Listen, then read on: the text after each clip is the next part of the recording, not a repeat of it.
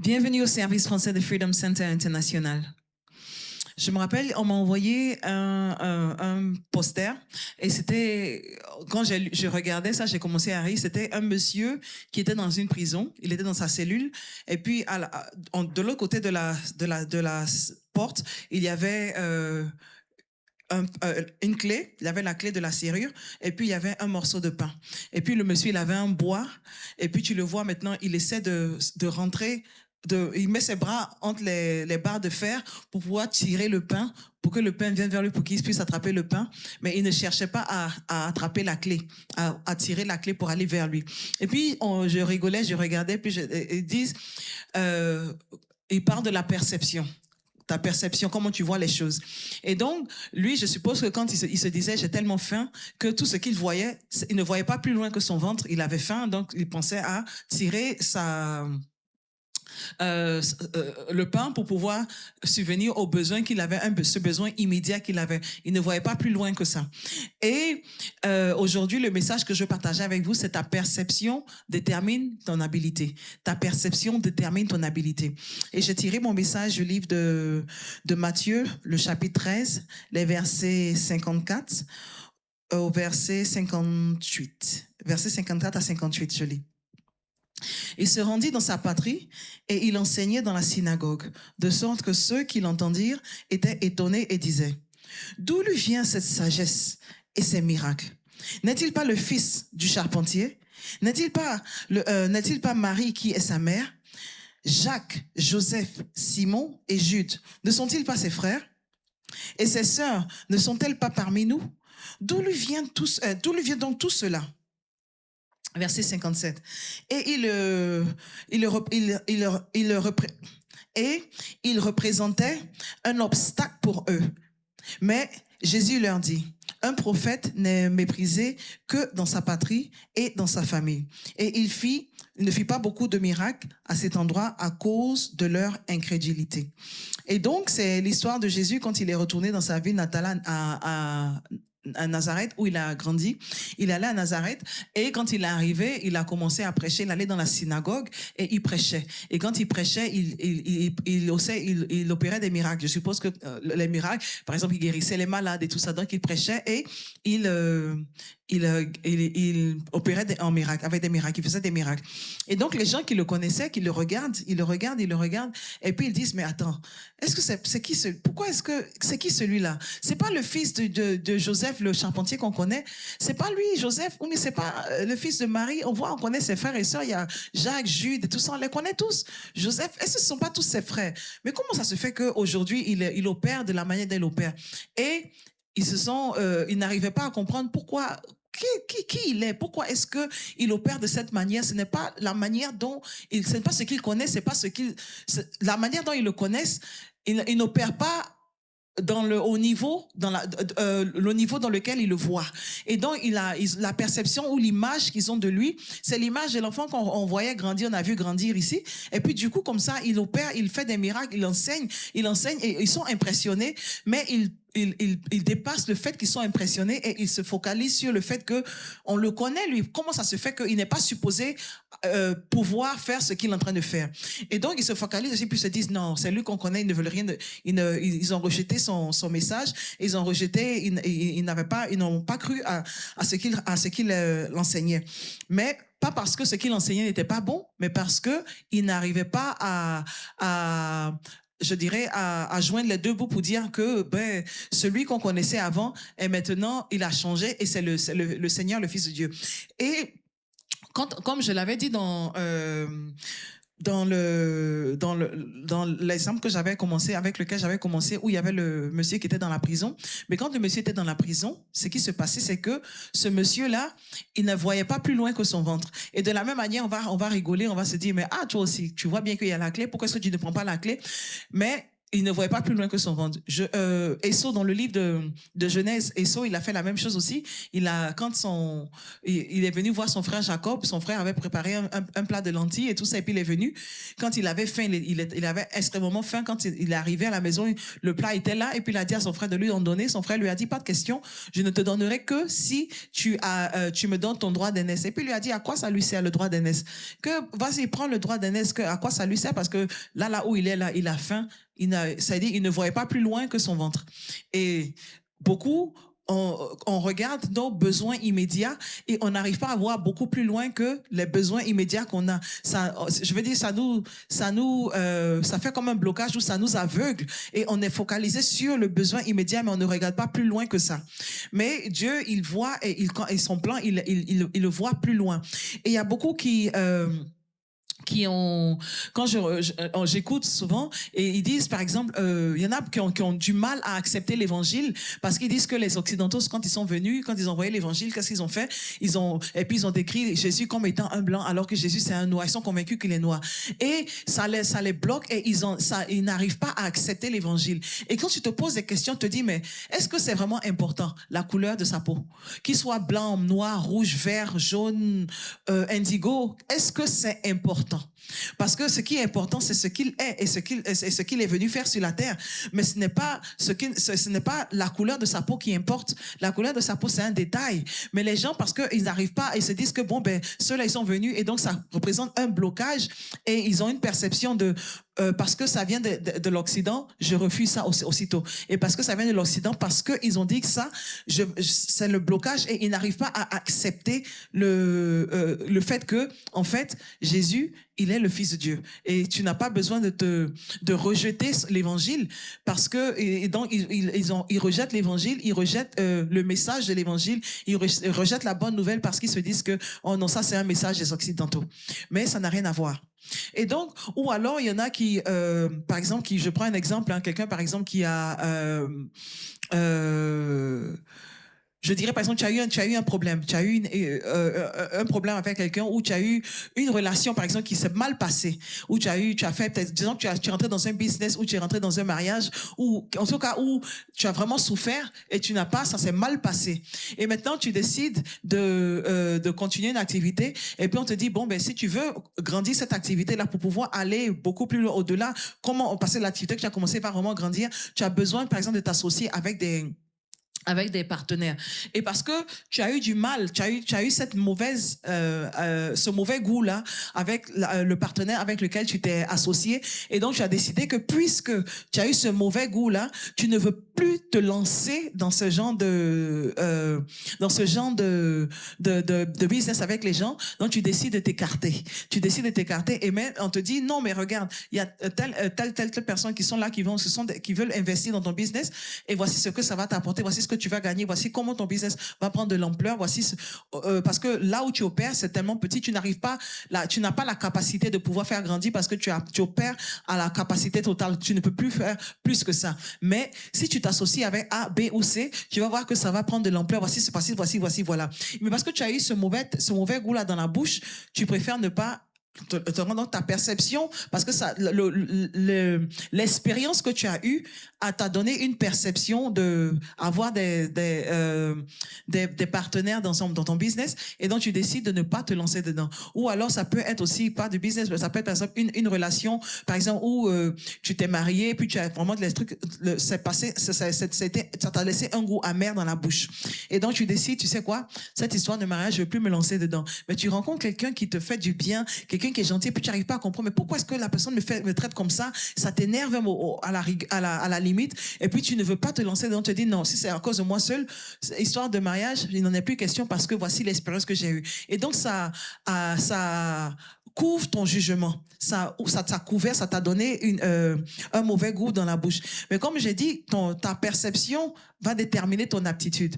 La perception va déterminer ton aptitude. Les gens qui étaient avec Jésus dans sa ville, il n'a pas pu opérer de miracle. Pourquoi? Pas parce qu'ils n'avaient pas le pouvoir de le faire, mais parce que les gens là n'arrivaient pas à accepter son message, ils n'arrivaient pas ils n'avaient pas la foi que vraiment celui-là c'est vraiment le Fils de Dieu, parce qu'ils se disent on le connaît, c'est quelqu'un qu'on connaît, qu'on a vu grandir ici. Il peut pas nous dire que c'est lui le Fils de Dieu, il peut pas nous dire que c'est le Messie, il ne peut pas dire qu'il est là pour nous sauver. Même on voit que il a les signes, tu vois les signes, parce que les prophètes ont annoncé, voici les signes qui vont accompagner le Messie, voici ce qui va se passer quand le Messie va arriver. Et donc tu vois les signes, mais malgré les signes qu'ils voyaient, ils ont refusé de croire. Pourquoi? Parce qu'ils n'arrivaient pas à voir plus loin que le petit enfant qu'on voyait grandir. Et donc ils se disaient que ça ne peut pas être lui, c'est pas possible, ça peut être quelqu'un d'autre, mais pas lui, parce que lui on l'a vu grandir. Alors que tout ce qu'il faisait, c'était les signes qui accompagnaient, parce que les prophètes d'avant ont donné ces signes-là pour pouvoir reconnaître quand le Messie va venir, pour pouvoir le reconnaître. Mais il y a beaucoup qui l'ont reconnu, mais eux, ils ont eu du mal à le reconnaître à cause de leur perception. Leur perception ne leur permettait pas de pouvoir obtenir ou de pouvoir accepter ce message. Et ta perception, elle détermine ton aptitude, parce que tu n'arriveras pas à obtenir ce que tu n'arrives pas à concevoir ou à voir. Je prends l'exemple de, par exemple, un enfant qui fait le quatre pattes et tout ça. Tout ce quand il commence à bouger partout, tout ce qu'on fait, on met les affaires en haut, comme ça. Ils ne cherchent pas à aller prendre parce que ils sont en bas. Ils ne cherchent qu'à aller attraper ce qu'ils arrivent à voir. Et puis quand tu mets ça sur l'étagère, eux, ils sont en bas, donc ils ne voient pas. Et donc, ils ne vont pas chercher à aller prendre ce qu'ils n'arrivent pas à voir.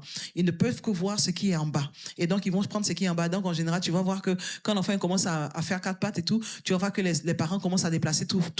Ou alors, c'est qu'ils ne sont pas supposés, ou ce qui peut être dangereux pour eux, on déplace et on met ça en haut, ou alors ils vont casser, on met ça en haut, en hauteur.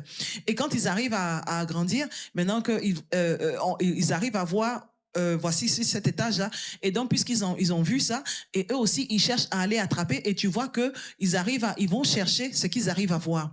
Et c'est pour ça aussi que Abraham, quand Abraham, il était dans sa tente, quand Dieu lui a dit que tu seras le père d'une nation, il n'arrivait pas à concevoir. Donc, Dieu lui a dit, sors de ta tente, et puis regarde dans le ciel, et puis regarde les étoiles, et puis dis-moi si tu peux le compter, parce que ça sera comme ça que ta descendance sera une multitude. Et donc, pour qu'il puisse voir, voir ce qu'il va faire dans sa vie, pour qu'il puisse pouvoir voir. Parce que si tu arrives à voir dans ta tête, dans ton intellect, tu vas pouvoir ça va pouvoir se manifester dans le physique. Et donc, ta perception, la manière dont tu vois les choses détermine ta manière, ce que tu vas pouvoir obtenir, ou ton aptitude, ou le niveau auquel tu vas pouvoir arriver. Si tu regardes ta vie et tu te regardes, et puis tu te dis que moi, quand je me regarde, tu as une idée mensongère de ta vie, ou tu dirais, par exemple, quand tu regardes ta vie, tu te dis non, je ne suis pas vraiment très intelligente, ou je ne suis pas brillante dans tel domaine, ou je n'ai pas la possibilité ou la capacité de faire A, B, C, tu risques pas de pouvoir accomplir ce qui se présente devant toi, parce que tu ne risques pas de pouvoir aller au-delà de ce que de l'image que tu as de toi. Et c'est ce que l'ennemi fait. Et l'ennemi, il te met dans cette prison-là, et il te met dans cette prison-là où il te chuchote des choses. Et il y a beaucoup de gens qui arrivent pas à avancer, pas parce que Dieu ne leur a pas envoyé de bénédiction, pas parce que Dieu n'a pas ne les a pas bénis, ou n'a pas ouvert des portes pour eux, mais parce que eux-mêmes, ils sont des blocages dans leur vie. Ils n'arrivent pas à recevoir. Pourquoi? Parce qu'ils ont une image, je dirais, vilaine d'eux, ou une image fausse d'eux, une image qui est déformée d'eux. Ce n'est pas la vraie, ce n'est pas la vérité, mais ils ont cru à ce que l'ennemi leur a dit. Et donc, ils sont dans cette prison-là, et ils se disent que c'est là, voici mes limites. Je ne peux pas aller au-delà de ces limites-là. Où il y a des gens qui vont se dire, par exemple, ils n'ont pas de problème avec Jésus, avec Dieu, pour dire qu'il est tout puissant, il est le Dieu, et tout, rien ne lui est impossible. Ils savent que rien ne lui est impossible, et tu vas voir, ils vont réciter tout ça. Mais quand il s'agit maintenant ou alors, ils n'ont pas de problème pour dire que Dieu peut m'aider dans tel domaine, ou Dieu peut me protéger. Je sais que je peux marcher, je n'aurai pas peur des sorciers, je n'aurai pas peur de ça. Je sais que Dieu va me protéger, Dieu est avec moi. Maintenant, quand il s'agit de la maladie, ils ont du mal à pouvoir accepter le fait que Jésus, il est mort sur la croix parce que pour qu'on ait plus accès à notre guérison. Ils ont du mal à pouvoir ajouter, faire l'addition que 1 plus 1 égale à 2. Et donc, parce que Jésus, il est allé sur la croix, il est mort, il nous a donné cette possibilité-là d'être guéri en son nom. Et donc, Dieu est capable de me guérir. Ils ont du mal à accepter ça. Ils ont du mal à accepter. Et donc, si tu n'arrives pas à le voir, si tu n'arrives pas à accepter ça dans ton mental, il te sera difficile de pouvoir accéder à ça. Pas parce que Dieu ne peut pas te guérir, mais parce que tu as besoin de foi pour pouvoir recevoir. Et il y en a aussi qui se disent, et comme je dis, ils ont des expériences qui se sont passées qui ont fait que ça a causé un blocage et ils n'arrivent pas à accepter ils ont une image déformée de leur personne. Et aujourd'hui, si tu te trouves dans ce cas-là, je prie que Dieu t'ouvre les yeux et qu'il te montre en tout cas ce qu'il fait dans ta vie, ce qu'il est en train de faire dans ta vie, afin que tu puisses changer ta manière de voir les choses, ta manière de te voir, et puis parler le message que Dieu donne, que Dieu te donne, parler la vérité que Dieu te dit selon concernant ta vie, mais pas ce que l'ennemi te dit, parce que l'ennemi te mettra toujours dans cette prison-là. Et si il arrive à te donner cette prison, puis te dit, il y en a qui te disent, par exemple, ici, il y a les logements de l'État que l'État te donne où on te loge. Et puis, il te dit, il te donne aussi, il y en a qui ne veulent pas aller travailler parce qu'ils se disent que ils reçoivent la nourriture l'argent de l'État. Ils te donnent une certaine somme par mois ou par semaine, je ne sais pas trop, mais ils te donnent une certaine somme pour pouvoir vivre. Et cette somme-là, elle ne te permet que de pouvoir vivre, pas pour aller faire quoi que ce soit, mais vraiment limite. Et il y a des gens qui se disent qu'ils préfèrent rester et puis avoir la maison de l'État et puis ne pas travailler, puis avoir les aides de l'État parce que c'est bien comme ça. Ils ont la raison pour laquelle ils préfèrent rester là où ils sont. Et l'ennemi te donnera toujours ses raisons, comme le monsieur. Mais quand tu regardes, parce que tu te dis, mais si la personne va travailler, si la personne cherche à faire des affaires, si la personne cherche, tu vas t'épanouir, tu vas voir que tes affaires vont grandir et les miettes que l'État te donne ne te permettra, tu vas voir que ta vie, la qualité de ta vie sera meilleure. Tu vas voir que tu pourras choisir, tu vas avoir le choix de ce que tu veux manger. Tes choix ne seront pas basés sur la somme d'argent que tu as, mais basés sur ce que tu veux manger ou ce que tu veux, où tu veux vivre. Et il y a beaucoup de gens qui sont dans ce petit carré-là où l'ennemi leur dit, mais voici, au moins, tu as le revenu de l'État, tu as ça. Et donc, pourquoi aller te prendre la tête pour aller chercher ailleurs, pour aller te prendre la tête ailleurs, aller travailler et tout ça. Et donc, ils se disent qu'ils sont confortables où ils sont. Et alors que Dieu a un plan beaucoup plus grand que ça. Et ce n'est pas le plan de Dieu. Peut-être que c'était pour t'aider à un certain moment de ta vie, mais pas pour que tu restes là jusqu'à la fin. Mais il y a beaucoup qui restent dans ce coin-là. Comme j'avais dit, le monsieur, il cherchait le pain. Au lieu d'aller chercher la clé, il cherchait le pain parce que à cause de sa perception. Et donc, ils se disent que c'est bon pour moi, je préfère rester là. Ou tu vois aussi, il y a d'autres qui disent que ils sont au travail, ils savent que leurs revenus ne sont pas suffisants. Et puis, il y a une opportunité pour aller un peu plus, pour gagner un peu plus. Mais ils se disent, j'ai pas envie de prendre des risques, je préfère rester où je suis. Mais où tu restes là même, c'est un risque. Le fait de ne pas chercher à évoluer, c'est aussi un risque. Parce que demain, on peut te mettre aussi à la porte. Ne veut pas dire que, parce que tu es employé aujourd'hui, ne veut pas dire que demain, tu ne peux pas perdre ton boulot. Mais c'est bien de pouvoir aussi chercher à pouvoir avancer dans la vie. Il n'y a rien de mal à ça. Mais ils se disent qu'ils préfèrent rester où ils sont, même s'ils savent que où ils sont là, les revenus ne sont pas suffisants pour pouvoir joindre les deux bouts. Ils sont toujours vraiment serrés, toujours en train de faire les calculs pour pouvoir joindre les deux bouts.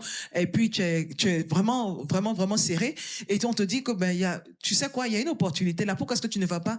Ils ont du mal à sortir. Ils se disent, non, j'ai pas envie de changer. Je préfère rester où je suis. Au moins là, je connais le boulot. Je sais comment ça se passe. Je connais les gens. Et donc, je préfère rester là où je suis. Au lieu d'aller chercher à avancer, d'aller chercher ton activité, tu préfères rester où tu es. L'ennemi encore qui va te dire, c'est l'ennemi, il te dit, reste où tu es, comme le pain. Il avait le pain là, il cherche le pain au lieu d'aller chercher la clé pour pouvoir sortir de sa cellule.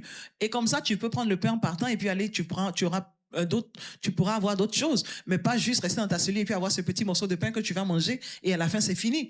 Et c'est ce que les gens dans la ville de Nazareth, ils ont fait. Quand ils ont regardé Jésus, ils se sont dit non mais attends, non, ils ont vu qu'il enseignait, ce qu'il enseignait, il enseignait et ils étaient impressionnés. Donc ils savaient que c'était pas du mensonge, ils étaient impressionnés. Et non seulement ça, encore quand il faisait des miracles, ils étaient impressionnés, mais ils avaient du mal à accepter. Pourquoi ils avaient du mal à accepter? Leur perception.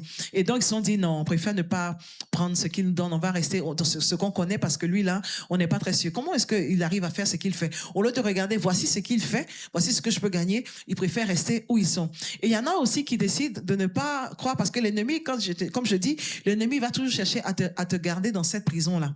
S'il arrive à te garder dans cette prison, il t'a eu. S'il arrive à te limiter, il t'a eu. Tant qu'il arrive à te limiter, puis tu vas prier, tu vas demander, mais tu ne vas pas prendre le premier pas. Et quand il va t'envoyer toujours juste le petit bout de pain dont tu as besoin pour pouvoir rester où tu es, pour ne pas chercher à pouvoir avancer. Parce qu'il sait que si tu avances, tu vas pouvoir aider d'autres personnes dans le royaume des cieux. Tu vas pouvoir faire utiliser aussi ton argent pour pouvoir avancer le royaume des cieux. Mais puisque il ne veut pas que tu puisses faire ça, il préfère te garder dans ce petit carré-là et puis va te donner juste ce dont tu as besoin pour pouvoir rester là, mais ne pas pouvoir avancer, mais rester où tu es.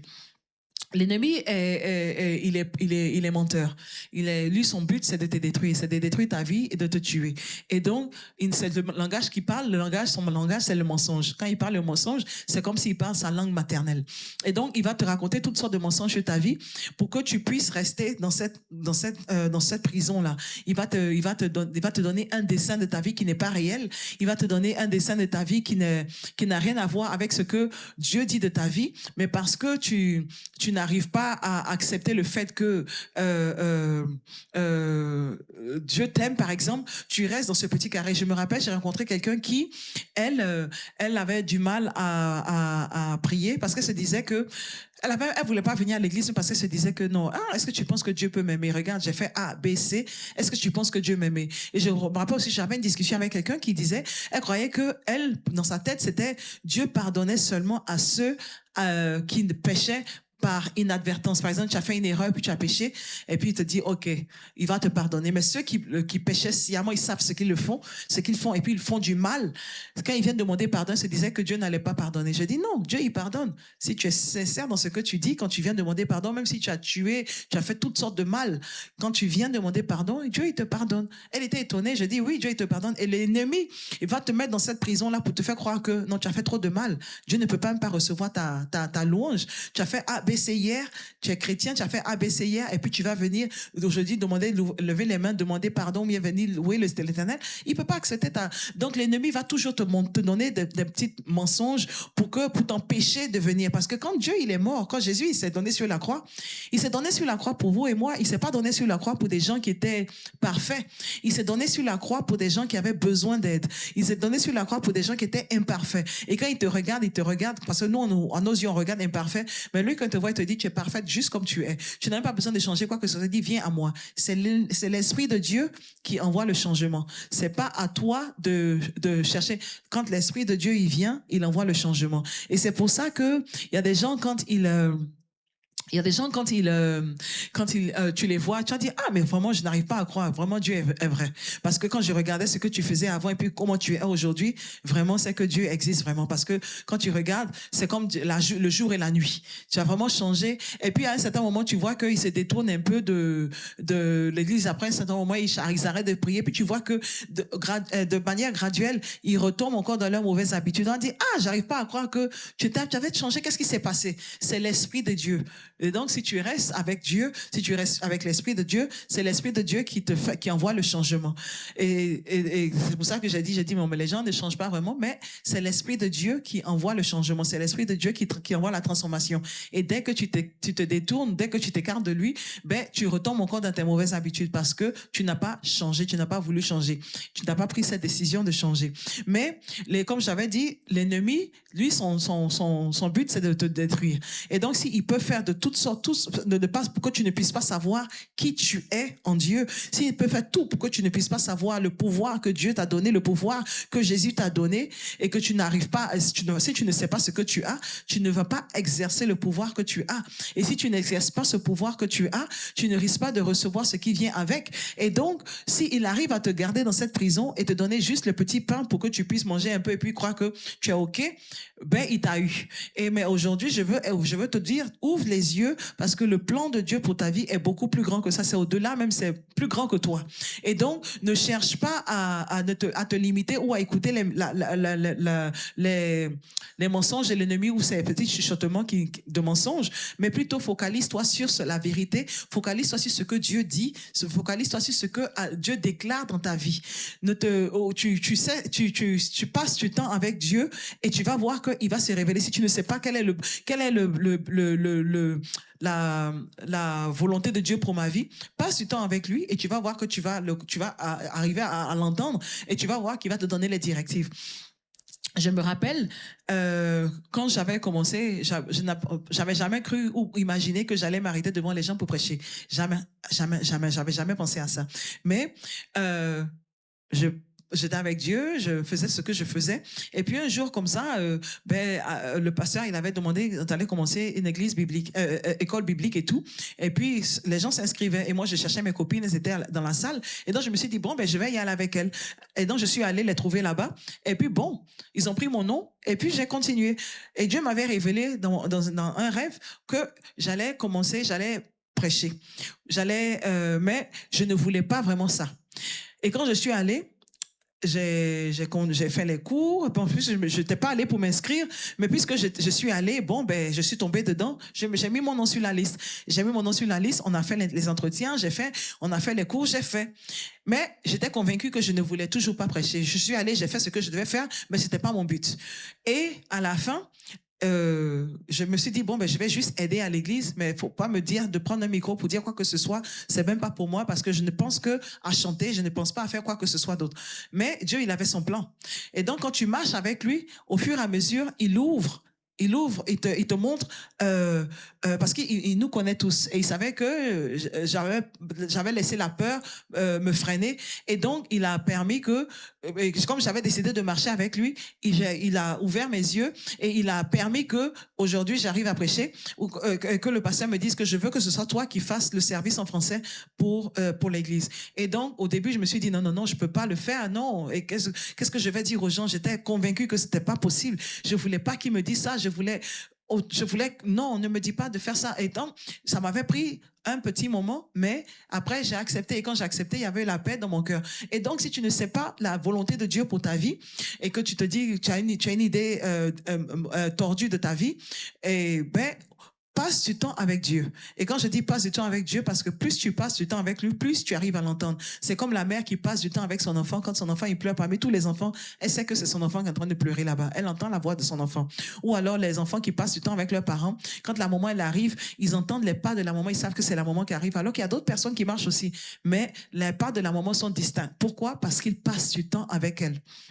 De la même manière, si tu veux connaître Dieu, si tu veux pouvoir l'entendre, passe plus du temps avec lui. Lis sa Bible, lis sa parole. La Bible, c'est la parole de Dieu. Lis la parole de Dieu. Passe du temps à méditer sur sa parole. Écoute les chansons bibliques. Prie, parle-lui comme je te parle à toi. Tu parles à ton ami, tu lui parles. Et il entend, il est attentif à tes paroles. Si tu prends ton temps, un temps de recueil pour pouvoir lui parler, tu vas voir qu'il va se révéler à toi. Tu vas voir que tu vas pouvoir l'entendre parce qu'il nous parle tout le temps, mais parce on est tellement brouillé, on n'a pas appris à le connaître et donc on n'arrive pas à déterminer que c'est Dieu qui nous parle. Mais si tu prends ton temps et que tu parles avec lui, tu vas voir que à un certain moment, quand il te parle, tu te dis ça c'est la voix de Dieu. Ah oui, ça c'est Dieu qui est en train de faire ça. Ça c'est ce que Dieu veut que je fasse dans ma vie. Et donc ça va te permettre aussi de ne pas rester dans la prison dans laquelle l'ennemi te met, où il te permet pas de pouvoir avoir une idée claire ou une idée, la vraie idée de ta vie ou de ta personne, mais il te donne une image tordue de ta personne. Et donc tu vas savoir que non, c'est pas ce que Dieu dit de ma vie. Je sais que voici ce que Dieu veut faire dans ma vie, voici ce qu'il a déclaré dans ma vie, et voici comment je dois marcher. Je vais pas marcher comme c'est quelqu'un qui est assis. Tu as supposé être un leader, tu vas pas marcher comme quelqu'un qu'on peut pousser à tout moment, mais tu vas marcher comme un leader. Tu vas te comporter comme un leader. Si je suis supposé être, je sais pas moi, quelqu'un qui encourage, tu vas marcher comme quelqu'un qui encourage, mais tu vas pas marcher comme celui qui a besoin d'encouragement, mais plutôt quand il y a les gens qui ont besoin d'encouragement, tu vas voir que à chaque fois, ça sera vers toi, ils vont venir, ils vont te parler, et puis tu vas les encourager. Et donc, si tu ne sais pas la volonté de Dieu pour ta vie, passe du temps avec Dieu, et tu vas voir qu'il va se révéler, il va te parler. Mais ne te laisse pas intimider par la voix de l'ennemi. Parce que l'ennemi, il est menteur. Il n'a pas de pouvoir, parce que le pouvoir que Dieu nous a donné est au-dessus de ce que l'ennemi a. En Jésus, nous sommes au-dessus. En Jésus, tout genou fléchit. Et donc, on a besoin d'être du côté de Jésus pour pouvoir combattre l'ennemi, parce que en nous-mêmes, on n'a aucun pouvoir, mais en Jésus, on est plus fort. Et donc, aujourd'hui, le message que je veux partager avec toi, c'est change ta perception. Si tu as une mauvaise perception de ta personne, change ta perception, ta manière de voir les choses. Parce que quand Dieu il te voit, il ne voit pas quelqu'un qui est vaincu, mais il voit un vainqueur. Quand il te regarde, il voit quelqu'un, il voit sa création, il voit quelqu'un qui est joli, qui a un bon caractère. N'écoute pas les mensonges ennemis. On te dit toujours, ah, tu es vraiment, ta vie ne va mener à rien. Toi, tu es sûr que tu vas pas pouvoir te marier parce que tu as un caractère vilain. Ne regarde pas tout soi. Quand il te dit tu as un caractère vilain, dis je n'ai pas un caractère vilain. Fais des déclarations parce qu'il y a la bouche, il y a la vie et la langue dans le pouvoir de la langue. Donc fais des déclarations positives sur ta vie. Ne parle pas le mensonge de l'ennemi ou les paroles de l'ennemi. Ne répète pas les paroles de l'ennemi, mais plutôt répète les paroles que Dieu a déclarées dans ta vie. Parce que l'Éternel, il est vivant. L'Éternel, il a son plan pour toi, il est de te prospérer et pas de te détruire. Et donc, si tu gardes les yeux fixés sur lui, si tu prends le temps de pouvoir le connaître, si tu prends le temps de passer du temps avec lui, un petit temps de recueil, tu n'as pas besoin d'être beaucoup. Ça peut être 10 minutes par jour si tu veux. Tu peux commencer avec 10 minutes, 5 minutes, 10 minutes. Le temps que tu lui donnes, il va le prendre. Et il va voir que tu vas converser avec lui. Tu lis ta Bible, tu écoutes des chansons religieuses et tu vas voir qu'il y aura des changements qui vont se passer. Si tu te dis que je n'arrive pas à entendre la voix de Dieu, mais voici une manière de pouvoir le connaître, pour pouvoir l'entendre, parce que plus tu arrives à le connaître, plus tu arrives à l'entendre. Et donc, si tu arrives à l'entendre, tu vas voir que le mensonge est l'ennemi dans lequel il veut te mettre. Tu vas voir que ça ne va pas marcher. Parce que tu entends la voix de l'Éternel, tu sais exactement le plan qu'il a pour toi. Et donc, c'était le message que j'avais à partager avec vous. C'est que ta perception détermine ton aptitude. Ta perception détermine ton aptitude. Et donc, ne laisse pas ta perception se laisser contaminer par le mensonge de l'ennemi. C'était le message que j'avais à partager avec vous aujourd'hui. Que l'Éternel vous bénisse et que l'Éternel vous garde. Que l'Éternel fasse briller sa face sur vous et vous accorde sa grâce. Et que l'amour de Dieu et la communion du Saint-Esprit soient avec vous tous. Que vous et vos enfants pour des milliers de générations habitent dans la maison de l'Éternel pour toujours et toujours. Amen.